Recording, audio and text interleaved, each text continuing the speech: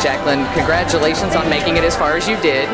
So, going into that final tribal council, did you think you had a shot at beating Natalie, or did you only take her to repay the favor?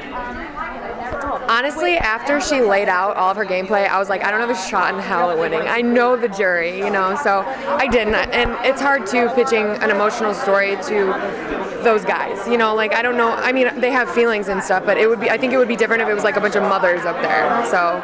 But why did you choose to keep her instead of Keith? I think you had a better shot at beating Keith, or am I wrong?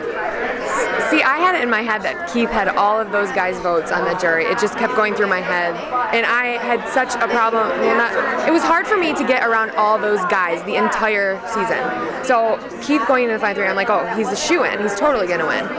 However, if I would have known Natalie was playing us so hard, you know, it might have been different. But I had no idea. I didn't think Natalie was a threat. Interesting. So a Missy Baylor final three with you seems like a hands-down victory for you. Is that a strategy you had discussed with these two? Hey, let's go to the end. Let's get Keith and Natalie out. You mean talk about that with Missy and Baylor? Yes. I think you beat both of them easy. I don't think that there's any way that those two. Thank you so much. Honestly, it was Missy, Baylor, and Natalie that were so tight. There was no way I was breaking that. The only hope I had was to go to Natalie and see what she would say. I had no idea she had an idol. I had no idea she was going to do that. She just said, vote Baylor. And I was like, okay, Baylor, it's you or me. So talk about that moment. She pulled out the idol and saved you. Did you think you were going home all along that night? I packed my stuff. I was like, oh, I'm going home. I had no idea. And when she did that, I was like, yes, one more day. Was there any sense of relief? I've talked to everybody else that's been voted out, and when their loved one was eliminated, they had a sense of relief, almost like, okay, now I don't have to protect somebody else, I can play just for me. Did you have any sense of that at all when Jon was gone? It wasn't relief at first. I was totally blindsided. It took me a day to calm down and be like, okay, now this is my game, I can do whatever I want. I mean, I only had 2 more tribals. I didn't have that much time. Sure. But if anything, it was kind of hard because the whole game, Jon was kind of the more dominant player between our relationship. So I'm like, okay, I don't have a shot in hell at winning. Everybody thought that Jon was in. So that was kind of hard, but I knew that I had to prove myself in those last few days. Just be like, no, I could have done this on my own without Jon here. So. Well, the big topic between you and Jon was that fight you guys had. Jeff talked about it a lot at the live show. Was there any more to that argument that we really didn't get to see, and how long did you give him the silent treatment?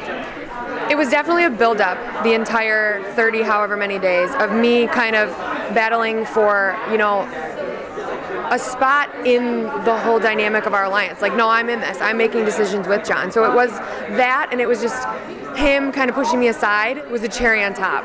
It was just such a build-up, and it was about 5 hours we didn't talk. But in my head, I knew that we were voting Reed. I didn't think that that was going to change at all. So I was like, it doesn't matter, we're voting Reed anyways. What do you think was your biggest move in the game? You mentioned one at Tribal Council, but what is the single move that you think positioned you the best? I mean, I didn't have it.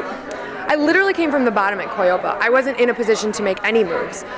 But collectively, Jon and I throughout the whole game were in the middle making decisions together. And I mean, the vote for Josh was my decision. And literally, if I would have went with Josh and the guys, I would have been at the bottom. They would have beat me at all the challenges. So why would I go with them? And Jon didn't see that because Jon's a guy and he's dominant. And I was like, okay, if you get voted out, you're the bigger threat. I'm stuck here with these guys? Hell no. So. Right. Well, how did you and Jon end up on the show? Were you fans before? We weren't students of the game, I will tell you that. I actually got a Facebook inbox from a casting director asking me to be on Amazing Race. And I was going to do it with another pageant girl who went to Miss USA with me, and then it fell through. And then Jon came into the picture, and Amazing Race loved him, and then it was booked, so they're like, what about Survivor? And we're like, okay, let's do it, that's fun. I mean, I grew up camping.